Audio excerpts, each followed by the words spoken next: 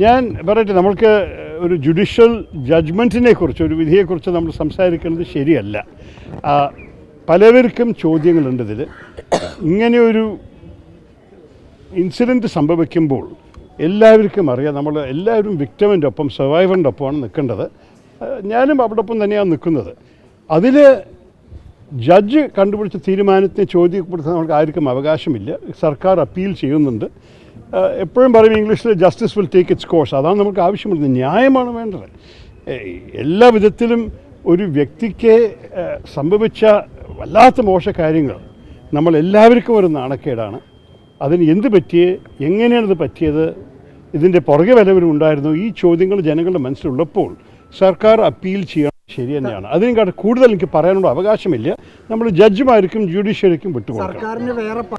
എൻ്റെ അഭിപ്രായത്തിൽ നമ്മൾ ഇതിലൊരു സൈഡ് എടുക്കുന്ന പ്രശ്നമല്ല, ന്യായത്തിൻ്റെ സൈഡിലാണ് നിൽക്കേണ്ടത്.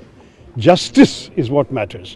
അപ്പോൾ ഈ സർവൈവറിൻ്റെ വിഷയം നിങ്ങളെല്ലാവർക്കും അറിയാം. അവർക്ക് നല്ല ധൈര്യത്തോടെ ഇതിനെ മുന്നോട്ട് കൊണ്ടുപോകാൻ സാധിച്ചതിന് നമുക്ക് സല്യൂട്ട് ചെയ്യണം. കാരണം പല കേസുകളിലും ഈ വിഷമങ്ങളും ബുദ്ധിമുട്ടും പ്രഷേഴ്സും ഒക്കെ സംഭവിക്കുമ്പോൾ പല മഹിളകൾ ഇങ്ങനെയുള്ള കേസിനെ മുന്നോട്ട് കൊണ്ടുപോയിട്ടില്ല. ഇവർ 8 വർഷം ഇനി മുന്നോട്ട് കൊണ്ടുപോയ ശേഷം അവർക്കും അവസാനത്ത് ഒരു ന്യായം കിട്ടി, ജസ്റ്റിസ് കിട്ടിയെന്നൊരു തോന്നലുണ്ടാവണം. അതുകൊണ്ട് ആ പ്രോസസ്സ് നടക്കട്ടെ.